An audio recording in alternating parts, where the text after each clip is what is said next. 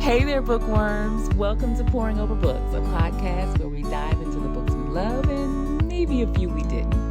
I'm your host, LaShawn, and every week I'll be deep diving into what I'm reading, recommendations, and talking about all the things that we love about books.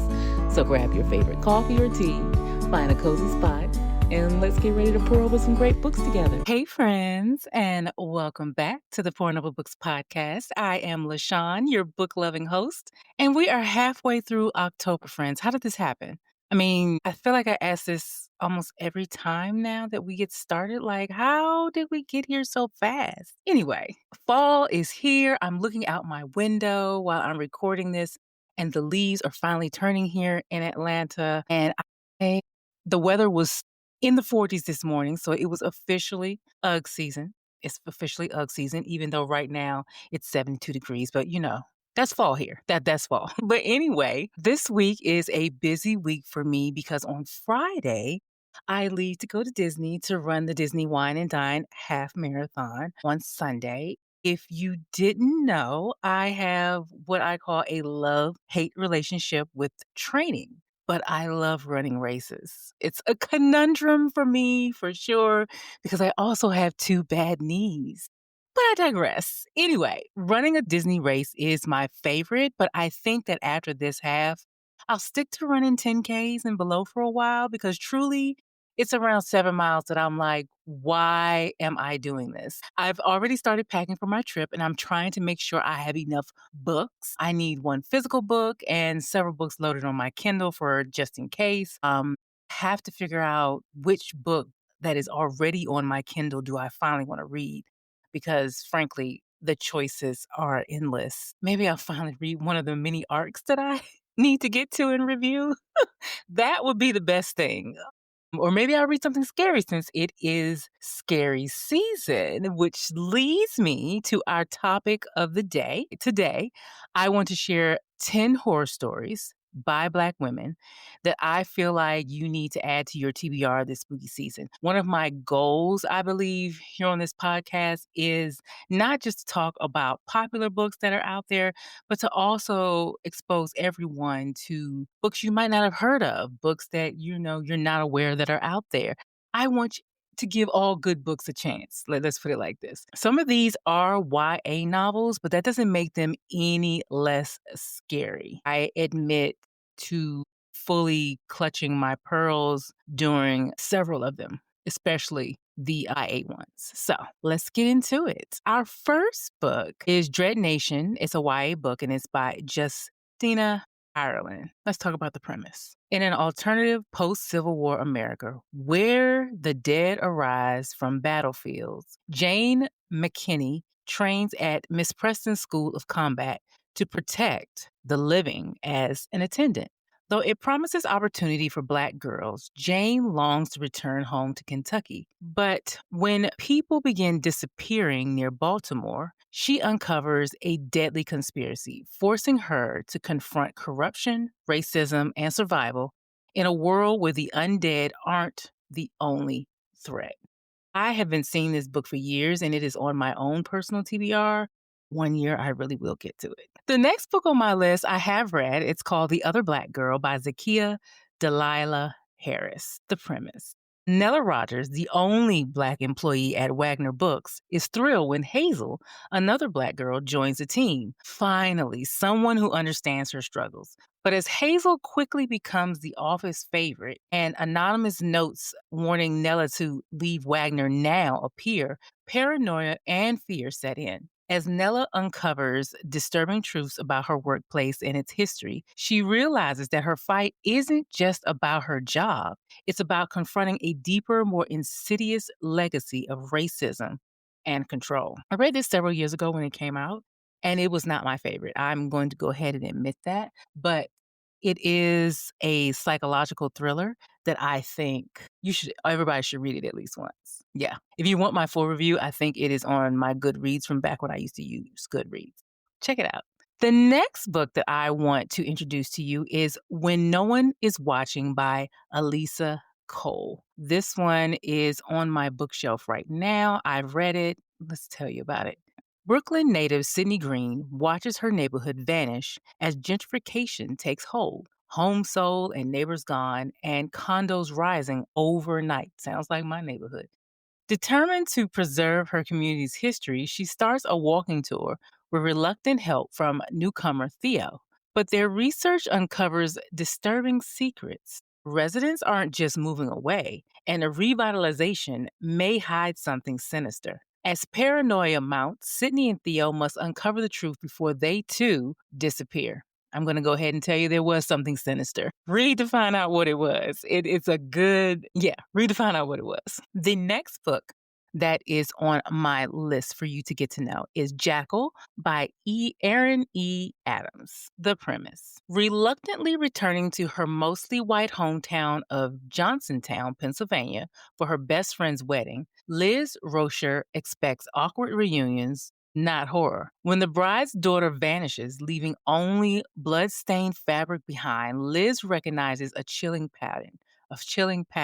Black girls have been disappearing from the woods for decades. Haunted by the memory of a classmate's brutal murder, Liz digs into the town's dark history and uncovers an evil that has been preying on girls like her for generations. Now, she must confront the darkness and find Caroline before it claims its next victim.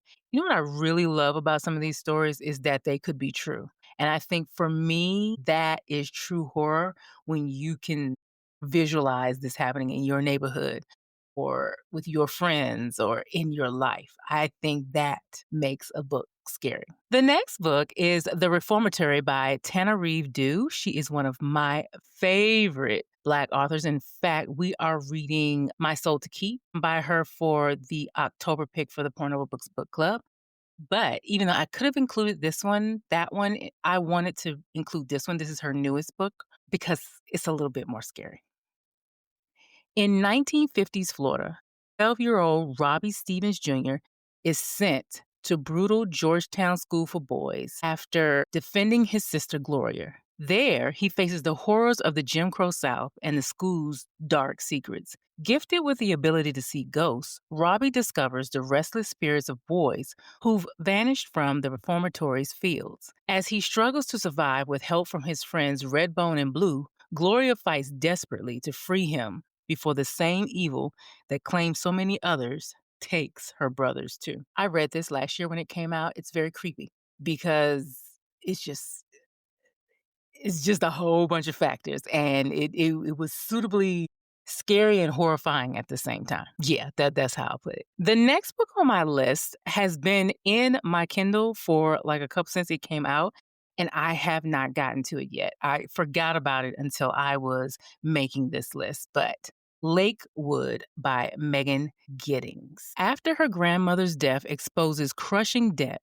Lena Johnson leaves college to support her family and accepts a lucrative, secretive job in the remote town of Lakewood, Michigan.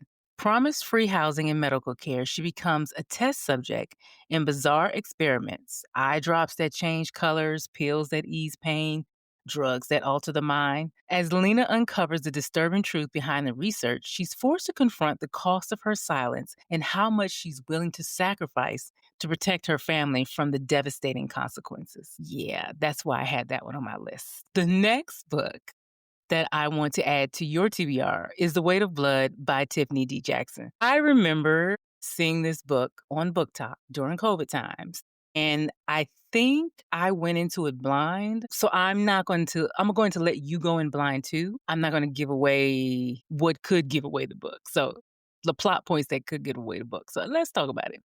So, in small town Georgia, biracial teen Maddie Washington has spent her life passing as white under her father's strict rule. When a rainstorm exposes her secret, and you can guess what secret that is, cruel classmates turn her humiliation into a viral spectacle. To repair their image, the school hosts its first integrated prom, and Maddie becomes the token of their fake unity. But after years of bullying and betrayal, Maddie's hidden power erupts on prom night, unleashing devastation that leaves Springville forever changed. No one knows what really happened, but everybody agrees on one thing: Maddie did it. And y'all, she did. This book I was like, what am I reading? I was intrigued. I was invested. I was horrified. I was like, get him, girl. Girl, so many emotions while reading this book. I was impressed. Let's just say that. The next book that I want to add to your TBR is Fledgling by Octavia Butler. This is Octavia E. Butler's final novel, and it is the story of an apparently young amnesiac girl. She has amnesia, whose alarmingly unhuman needs and abilities lead her to a startling conclusion. She is, in fact, a genetically modified 53-year-old vampire, forced to discover what she can about her stolen former life. She must at the same time learn who wanted and who still wants to destroy her and those she cares for, and how she can save herself. I read this one a long time ago, and so I don't remember all the plot details, but I do remember enjoying it. And it has gone back on my TBR as one of my books to reread. Because sometimes if you read them a long time ago, you just don't remember. And I want to be familiar with all of Octavia Butler's work. So I'm going to do a reread. The next book on our list is Where Sleeping Girls Lie by Farada Abike Iyemine. Yemida. After years of being homeschooled, Sadeh Hussein begins her junior year at the elite Alfred Nobel Academy, only for her roommate Elizabeth to vanish after their first night. Rumors quickly paint Sade, of course, as a suspect, but when another student turns up dead, she teams up with Elizabeth's best friend Baz to uncover the truth. Drawn into the orbit of the mysterious unholy trinity and the alluring Persephone, Sade discovers that the Academy hides dark secrets. Of course it does. Of course it does.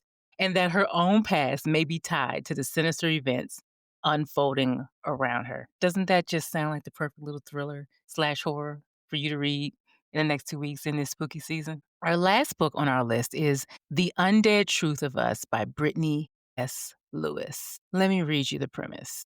Death was everywhere. They all stared out at me, bumping into one another, slowly coming forward. 16-year-old Zahiri Young is absolutely certain her mother morphed into a zombie before her untimely death, but she can't seem to figure out why. Why her mother died, why her aunt doesn't want her around, why all her dreams seem hopelessly out of reach, and why, ever since that day, she's been seeing zombies everywhere. Then Bo moves into her apartment building, tall, skateboard in hand, freckles like stars, and an undeniable charm. Z wants nothing to do with him, but when he transforms into a half zombie right before her eyes, something feels different. He contradicts everything she thought she knew about monsters, and she can't help but wonder if getting to know him might unlock the answers to her mother's death. As Zahari shifts through what's real and what's magic, she discovers a new truth about the world. Love can literally change you for good or for dead. I'm really looking forward to that one. I added that one to my own little personal list because I am getting ready to read. I just added that to my own little personal list. Yeah. All righty. I hope that I gave you something to read for the next 2 weeks while in spooky season. Okay, so now let's get into what I have been reading, what I'm currently reading, and what's next on my TBR. Friends, I finally picked up Dominion by Addie E. Kitchens. I've had this book from the library for a while. I even had the arc of this for a while and just could not pick it up. And I don't know why, but I am so glad that I finally did. Let's talk about it. The premise. In Dominion, Mississippi, Reverend Sabri Winfrey Jr. rules his town, his church, and his family with power disguised as righteousness. His youngest son, Wonder Boy, is the pride of the community until an unexpected encounter forces him to question everything he's been taught. As secrets unravel and shame ripples through the Winfrey household and family, the women who love them, Priscilla and Diamond, witness the devastating cost of silence, pride, and control. Told through their eyes, Dominion exposes the tangled web of faith, patriarchy, and fear that binds a community and the courage it takes to break free. Like I said, I've had an arc of this book since this summer, and I kept meaning to read it, and I got distracted as I do. but the book is only 240 pages. When I got it from the library, I was like, okay, this is really a short book. The writing isn't too big, too small. This can be a good, quick. And it literally was. Once I got to like chapter two, I couldn't put it down, like literally. I spent all day yesterday basically attached to this book. If you are Southern and have a familiarity with small towns and Southern church culture, specifically Black Southern church culture, this book will make perfect sense to you. The church dynamics combined with power imbalances between the men and the women, and a culture where men are the prize, no matter how bad they are, is really the central theme, I think, in this book. From teenage Diamond, already at 17, trained and ready to keep Wander's secrets and defend him no matter what, even though she know he wrong, she knows something ain't right, to the first lady Priscilla knowing and understanding her role has always basically been the same for her husband and her boy children because she has all boys. There's a line when Priscilla, the first lady, is talking to her husband near the end of the book where she says, let me make sure I got this right. You courted me, knowing good and well you didn't want a wife, you wanted a worshiper. My bad. You wanted worshipers because, of course, the Southern preacher, it got more than one woman, Read the book. This book was so, so good. 5 out of 5 stars, 10 out of 10 recommend. It's going on my top books of the year list, possibly most likely in the top 5. I have to work that out when it comes. And I'm kind of concerned now because I think I'm at 10. So I'm like, if I get any more, how am I move those around? I don't even know. I read a lot of good books this year. Anyway, okay. Now, moving on to what I'm reading next, I will go ahead and tell you that on the day that this podcast is being published, I will be reading what I'm calling my palate cleanser. Sometimes I really have to read a totally different genre. After I read something particularly heavy or deep or something that's just a lot, I tend to have to read something completely different. Like before I read Dominion, I finished Alchemist, and it took me a while to pick up Dominion after that one because that one was so dark. I don't think I reviewed that on here. It was very well written, I will say that. I think it should have been 3 books instead of 1 because that was a lot at once. I understand why she did it. I also think part 1 should have been part 2 should have been part 1, but moving on. I have several critiques of the book, but I will say that it was well done for what it was. It is not, I think the marketing with it is wrong because it is not a romantasy. It is a dark fantasy with a romance subplot. Yes. That being said, I did give it a 4 out of 5. But anyway, let's move on. Like I said, so after these 2 books, one was like really heavy and really dark.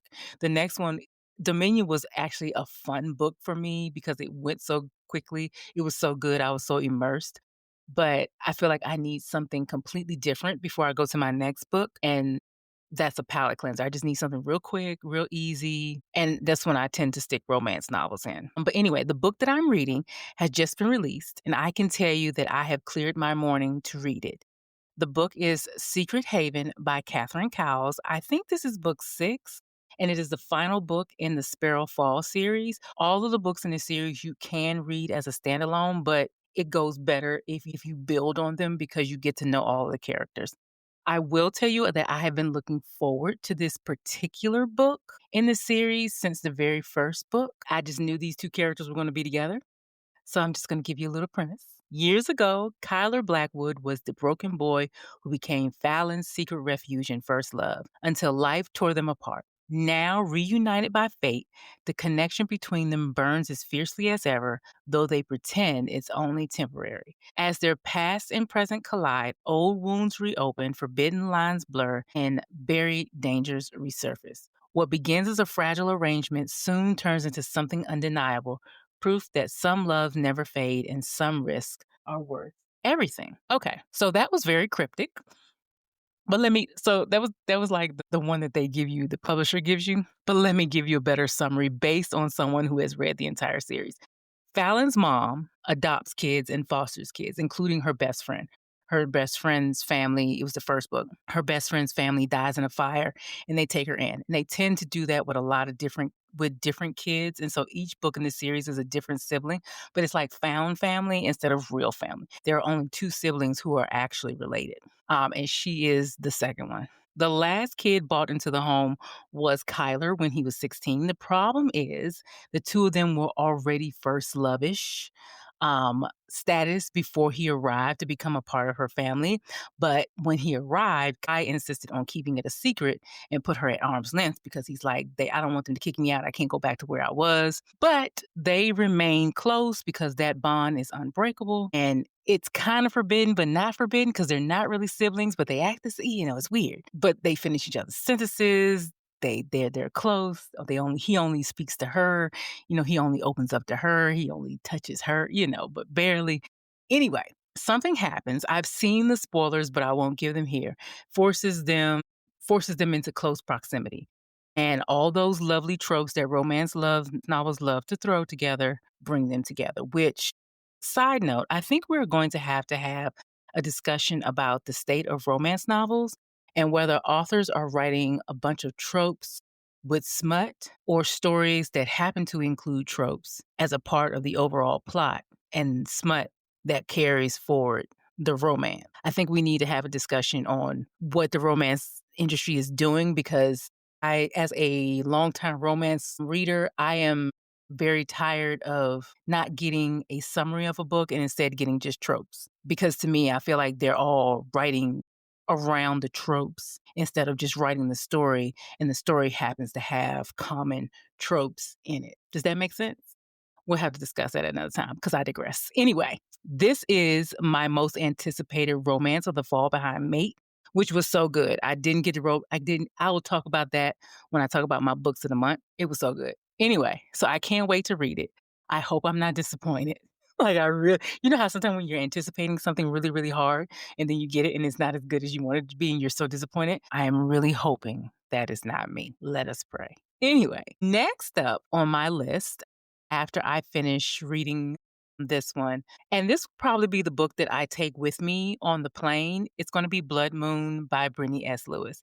Let's talk about the premise. Marabella Owens never believed the old tales of werewolves and vampires haunting her Midwestern town until strange attacks at her college awakened memories of her mother's mysterious disappearance. As Mira investigates, she crosses paths with Julian Santos, a secretive boy desperate to protect her by keeping the truth buried. But as danger closes in and the blood moon rises, Mira discovers the legends are real, her family's past is entwined with them, and her connection to Julian may change everything she thought she knew about love, loyalty, and monsters. It's vampire and werewolf season. I mean, come on, Twilight, it is Hoa Hoa Hoa season. If you know, you know.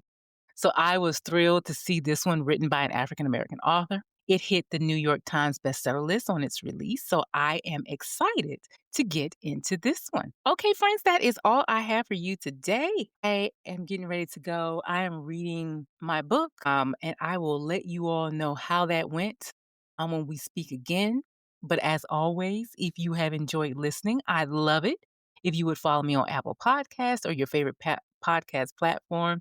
And if you have a minute, please think about leaving a review on Apple Podcasts or sharing the podcast on social media. It helps us grow and find other bookish friends. And if you'd like to connect with me, you can email me at pouringoverbookspod@gmail.com.